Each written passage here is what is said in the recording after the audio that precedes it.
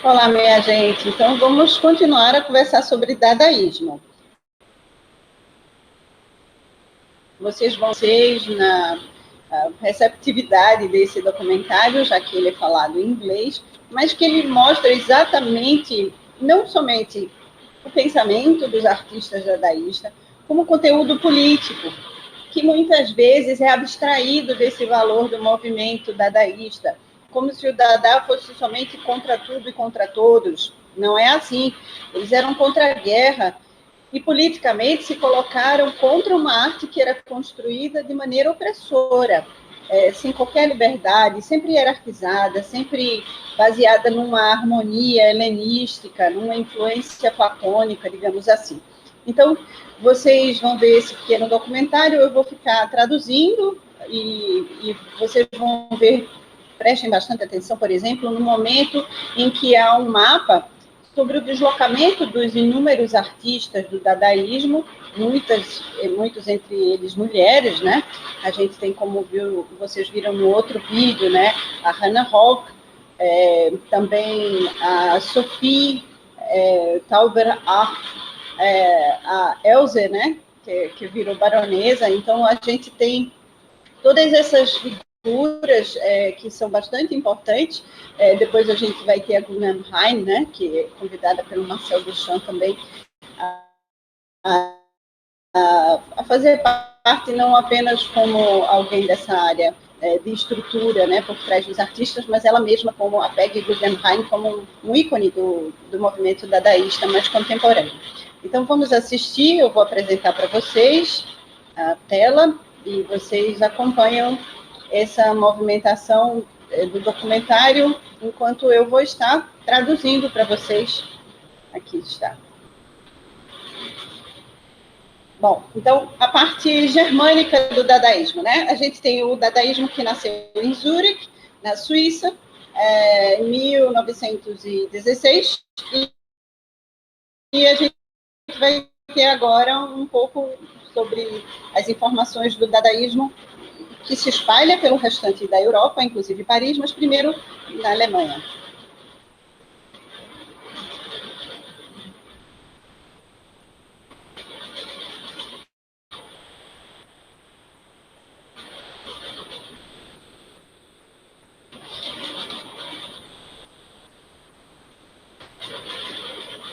Eu não tenho que explicar o que é Dada, vocês já sabem o que é que Dada é, né? O Raul Rosenbaum, ele era tido como um dos grandes artistas desse movimento, além de pintor.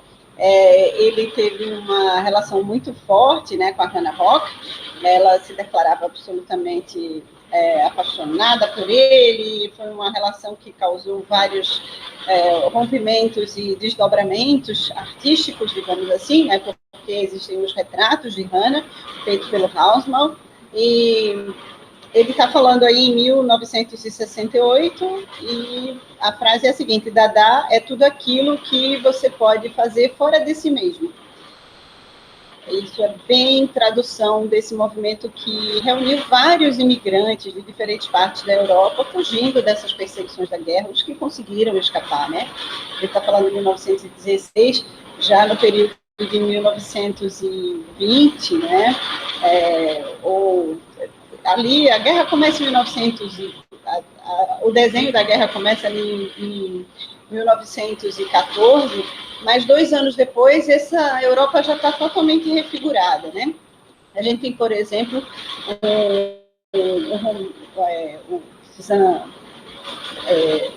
Zara, né? Que vai se juntar ao Hugo Ball no Cabaré Voltaire e criar o primeiro manifesto dadaísta em 1916, que veio da Romênia. Então, vocês vão ver o quanto essa frase do Hausmann tem a ver com esses deslocamentos, né? Com esse rompimento do tecido da história mesmo dos indivíduos por conta da Segunda Guerra Mundial, né? Aliás, a Primeira Guerra Mundial, né? Estamos falando do cenário da Primeira Guerra Mundial. Então, vamos lá.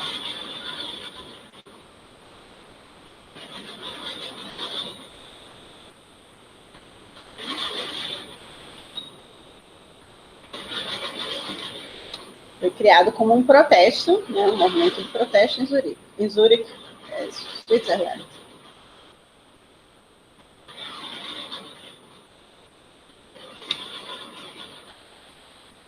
Protesto não apenas na área da arte, mas também na área de política. Eles eram imigrantes vindo de várias partes da Europa. E aí estão o Hugo Ball e a Amy Ball Hennings, né, o casal que dá início ao primeiro passo do Cabaré Voltaire.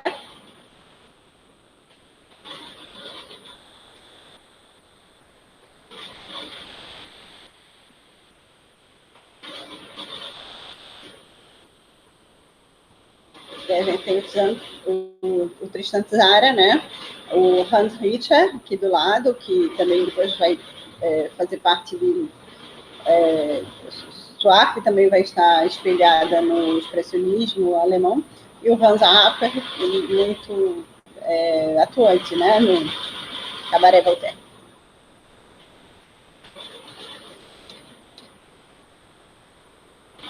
Vamos voltar aqui só um pouquinho para ver a Sophie, né? Eles querem expressar uma nova forma de pensar, né? Não são apenas contra a guerra, mas também contra a forma como a arte vem sendo apresentada, né? Como aquele paradigma de arte começou a ser exposto pelos artistas de Hitler, né? Porque era um governo altamente totalitário, no sentido de apontar não só os caminhos políticos, como também os caminhos estéticos, né? Então, o gosto na arte foi absolutamente revisto do comando de Hitler, do Reich, né? Então, era uma forma dos artistas se rebelarem àquela opressão, àquele direcionamento, né? Com uma força militaresca. Hitler não queria só conquistar o mundo, mas queria conquistar as mentes, né? E interferir também, no momento em que conquistava as mentes, no que sentia ou deixava de sentir seus corações, né? Então, está aqui a Sophie Tauber, o Hans Apper. A Sophie vai ser essa artista também bem importante para esse início do cabaré, né? Voltaire.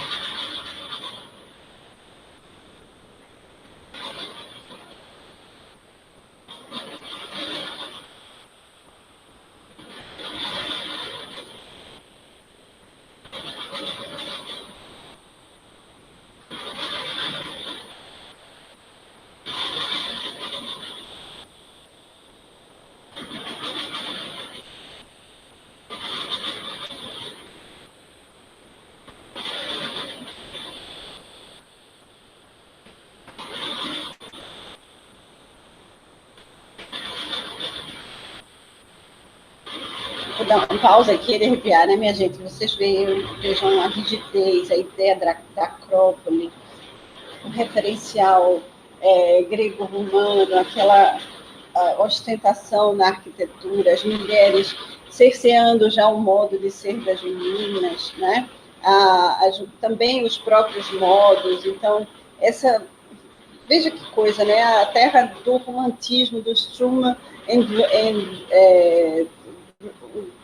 a tempestade do Goethe, né? Aquele movimento romântico tinha revirado as veias, né, dos alemães no sentido de valorizar o sentimento, né, de se voltar para a natureza, e agora a gente tem exatamente essa ideia imperante de controlar os ímpetos, de dominar a natureza com essa ostentação arquitetônica, né?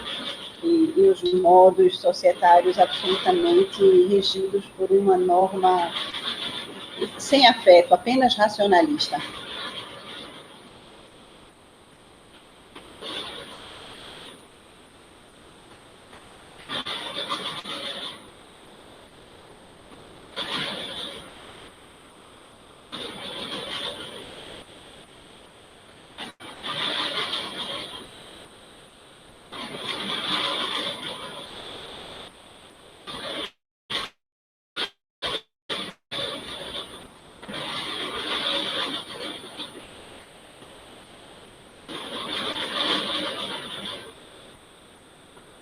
Bom, vejam aí, a Hannah Rock, por exemplo, né, vai pegar esse referente masculino, né, essa deferência à figura masculina, essa sociedade patriarcal, né, e vai, nas suas colagens, fazer uma crítica severa a esse modo de pensar.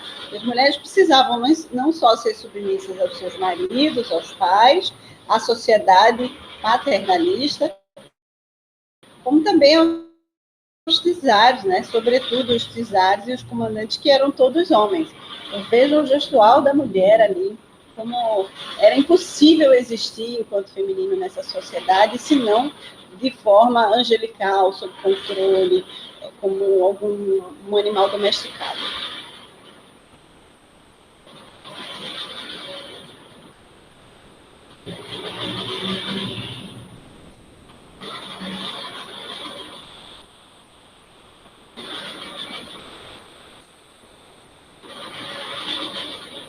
Aqui um problema que a Alemanha já vinha enfrentando, já tinha enfrentado em outros momentos, né, no momento da expansão do Reino da França com Napoleão, o desmembrar dessa sociedade, né, tanto que os irmãos Grimm foram atrás de fazer uma língua unificada desses reinos, né, prussianos, germânicos, e aqui novamente eles reforçando essa ideia, né, de que não existem vários reinos, existe apenas um reino que é o da Alemanha.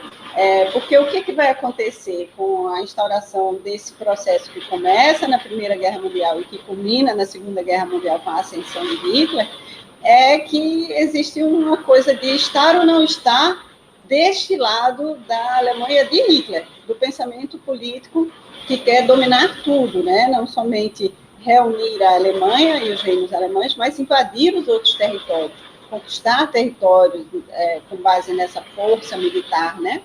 E essa reorganização da sociedade alemã. Então, aqui a gente já vê o ovo de serpente aí se mostrando, né, também sobre o aspecto do pensamento, da forma como a sociedade se comporta, mas nesse caráter estético, né, de forma a usar as palavras em favor desse pensamento político e que vai invadir o campo da estética.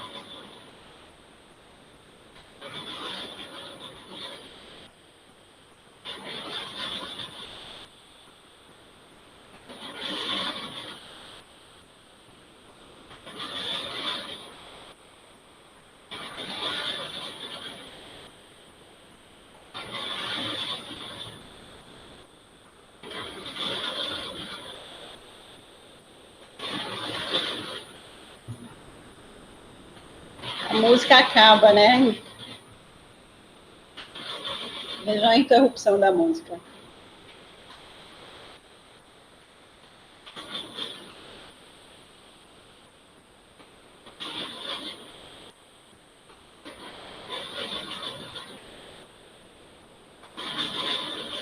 Vale uma pausa aqui, né? Então, a invenção de que a guerra era alguma coisa boa para os alemães, então aqueles cartões postais, fazendo a imagem de soldados como se fossem crianças, né? Em territórios ali cheios de trigo, com a terra com, né, uma vegetação normal, mas a realidade da guerra sendo completamente outra, né? Daquela que vinha sendo vendida pelos meios de comunicação na Alemanha, né? E nos cartões postais e nas revistas, né? Já que a gente ainda não tinha o rádio, né? O rádio só vai existir aí nesse comecinho, bom, no Brasil 2 anos depois, né? Em 1919. E o que acontece? Esses veículos de comunicação, como jornais, revistas e cartões postais, todos em favor da ideia da construção de uma guerra, né? Que seria a coisa mais bonita do mundo, né? Nesses cartões postais. Mas não é bem assim. Então, agora vamos explicar o significado do Cabaret Voltaire e a contribuição desse filósofo francês, ou seja, uma negação, né, dessa afirmação da hegemonia, da superioridade alemã, com o nome de um filósofo bastante humanista, no sentido de perpetuar um pensamento de uma construção mais livre, né, liberal, digamos assim, no sentido, sobretudo, filosófico-estético, e que é homenageado por esses artistas na hora da criação do nome do cabaré.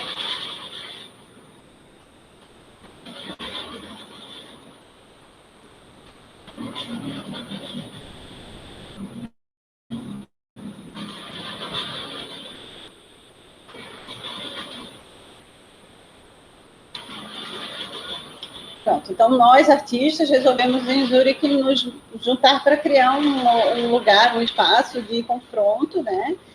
De libertação artística dessa opressão, e esse é o Cabaré Voltaire, né? Em outras palavras, é isso que está sendo explicado ali. Essas máscaras são construídas pelo Hugo Boll, são as primeiras artes do Hugo Boll em exposição no cabaré. Ele depois que vai criar uma roupa para receber os artistas na inauguração do cabaré. A outra transparência, a outra aula, eu mostrei como foi que ele se organizou enquanto figurino, né, para receber os artistas. Parecia uma lagosta.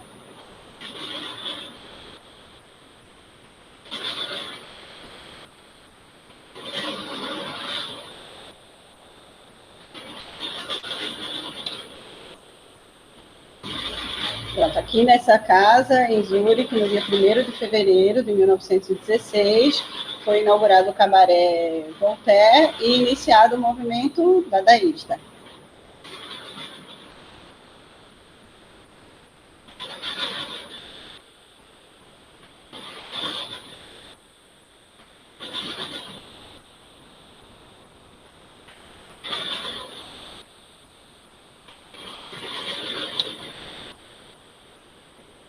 Bom, ele aqui está explicando a influência do pensamento de Voltaire, que era um liberalista, racionalista, mas que, ao contrário, não era ultra, e era ultra pacifista, né?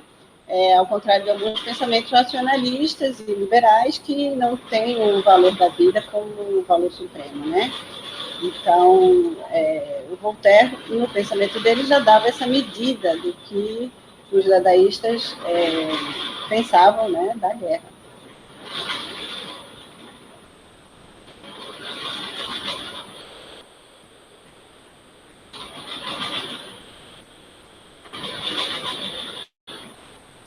Bom, então é uma rebelião contra aqueles conceitos elevados de moral perseguidos pelos eugenistas, né? Os que defendiam uma raça pura, e aí eles se espelham nessa filosofia do Voltaire, exatamente porque o dadaísmo pensava nisso, né? Dessa forma pacifista.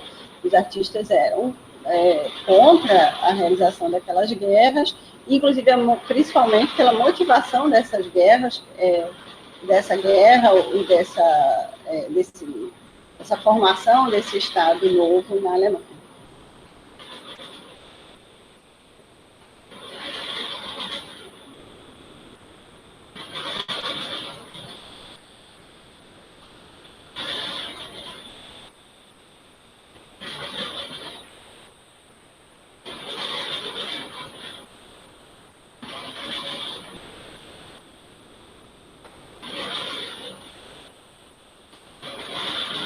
Então, mais uma vez aí, eles se rebelavam contra aquela moral, né? Era um conflito entre as tendências estéticas e os valores morais, e eles se colocaram como um trabalho gradual de confronto dessas ideias e de oposição, o que acabou se tornando esse manifesto, né? E que foi se materializando não somente depois, vocês vão ver, para além do Cabaré Voltaire, no Cabaré Dada, em movimentos artísticos que chegaram, se espalharam da Suíça, né, em Zurique, para Berlim, depois para Paris, na França, e outros lugares da Europa.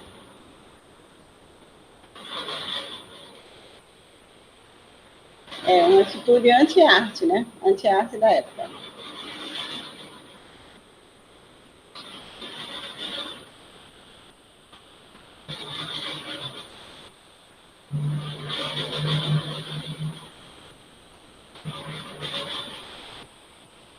Bom, a loucura, né? A madness, loucura, mas o que o Google mostra com as máscaras é também o quanto havia essa deformação da figura humana, o seu comportamento, por seu vínculo com esses valores morais, havia uma deformação do humano, né? O Pablo Picasso depois vai usar esse mesmo argumento na construção dos personagens dos quadros estarem com as formas em forma de cubo, né? Mas são traços não mais arredondados, como no caso do corpo humano, e sim linhas retilíneas para mostrar essas figuras humanas totalmente deformadas no cubismo, né? No caso do Pablo Picasso. Mas o que os dadaístas tinham em mente era exatamente isso também, confrontar aqueles valores moralistas que estavam ascendendo sobre os valores estéticos e que acabavam culminando nessa desvalorização do humano, da vida, né, das diferenças, colocando esses contravalores acima do valor da vida, né?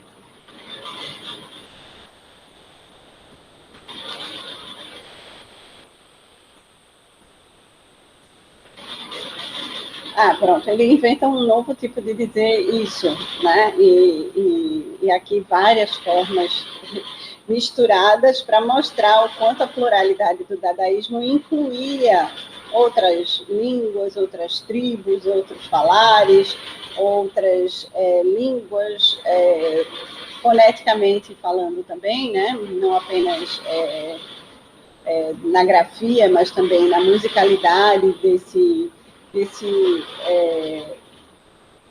modo, né, de colocar a presença do outro, né? A ideia é essa. Isso foi o Hugo Ball dizendo que foi que ele escreveu durante aquela noite esses vários formatos para dizer sobre uma só palavra, né? Uma só expressão, para mostrar o quanto nós somos plurais, o quanto não existe somente uma língua, não existe somente uma raça, não existe somente uma que é superior às outras, né? Nenhuma é superior à outra. Então, aqui a pluralidade que o Hugo Ball vai buscar para demonstrar o quanto isso faz parte do ser Dada, né? Essa liberdade de existir, de ser na arte, dos valores estéticos completamente pulverizados e partilhados, né, entre várias sociedades, várias raças humanas. Eu construí até essa roupa especial para a ocasião. Genial.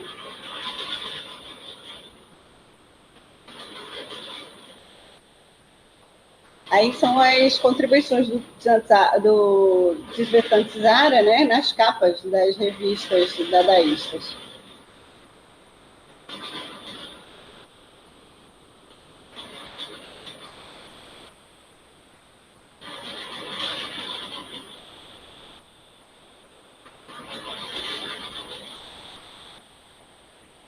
Pronto, as edições, inclusive, também que foram impressas em Paris, né? Não mais em Zurique, não mais em Berlim, não mais em Munique, na Alemanha, mas em Paris, na França. A Sophie Taubert, né?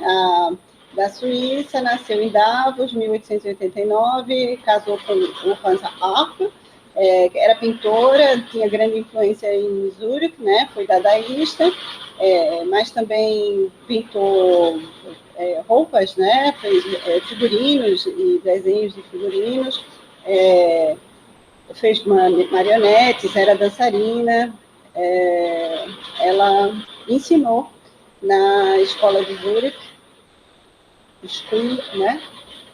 Gunderberg School em Zurique, e morreu em Zurique em 1943.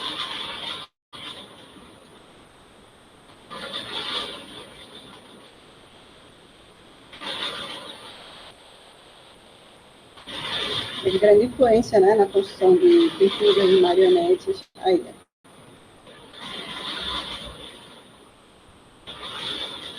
Alma e arma, né? Ao mesmo tempo, a marionete dela.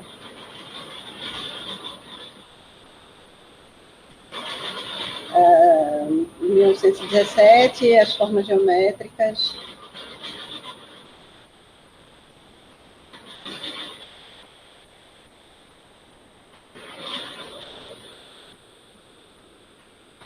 Ela adorava adorava dançar e, por isso, o seu trabalho homenageava a dança. Era uma professora na escola de desenho de Zurique, né?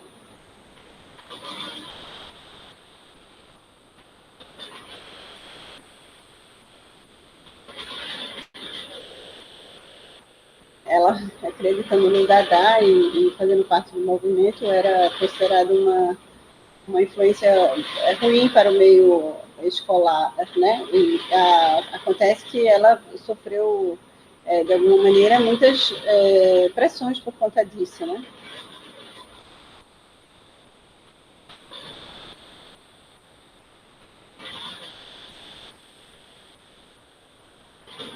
Ela teve que abdicar de algumas manifestações da DAS para não perder a posição de professora.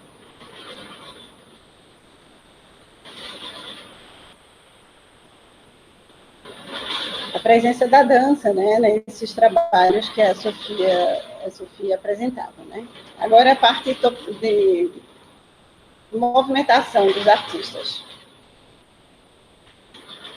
Então, aí a gente tem o Yonko, o Tzara, a Arpa, Yanko, o Arpa Tauber, o Richard, mudaram, aí o Walsman foi para lá, para outra capital, né? Mas na parte norte da Europa. Então, outros dadaístas se mudando para a parte norte do território alemão, depois a oeste. E novamente o Hausmann e os trabalhos dele. Aqui é outro dadaísta.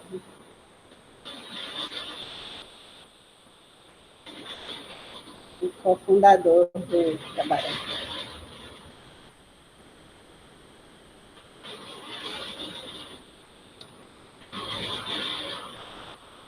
Daí em Paris. Pronto, o Zanzara, ele é um dos primeiros colaboradores, né, do Bubol no Cabaret Voltaire, em Zurique, né? Depois ele vai colaborar com as revistas, porque ele já fazia isso em Zurique, mas também em Paris e nesses outros lugares, como, por exemplo, o Cabaré Dada, né?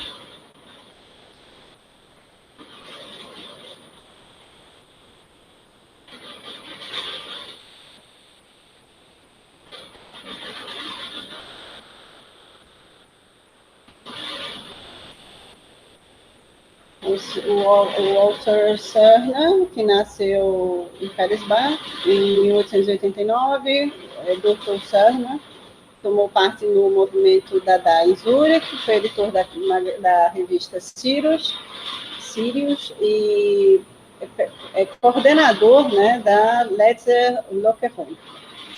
Esteve em Hannover, última vez que eu falar nele foi em 1922, na União Soviética, onde ele tinha se tornado um comunista convicto.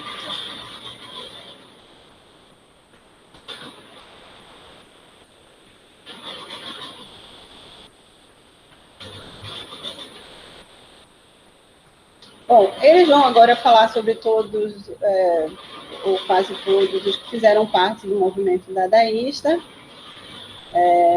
Eu acho que gostaria de selecionar uma parte onde se fala mais sobre as autoras, né, dadaístas. Deixa eu ver se eu encontro aqui, para que a gente possa finalizar, senão a aula fica muito gigante e vocês não vão naturalmente aprender mais nada, né? A gente vai de pouquinho em pouquinho construindo esses estágios de aprendizado. Então a Sophie Tauber Arpa, a Dada é o esteio de toda a arte, né? O piso, o telhado de toda a arte.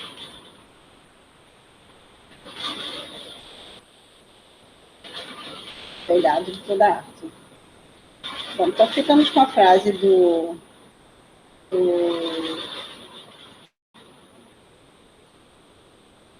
Jean Arp, né, chará do nosso professor de física.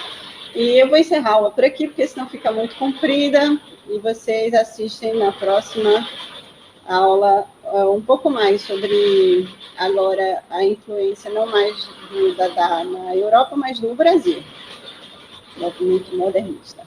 Vamos às influências europeias que chegaram no Brasil e que tinham pensamentos ligados aí ao chamado não mais dadaísmo, mas agora também concretismo, né? Neoconcretismo, uma influência sobretudo russa.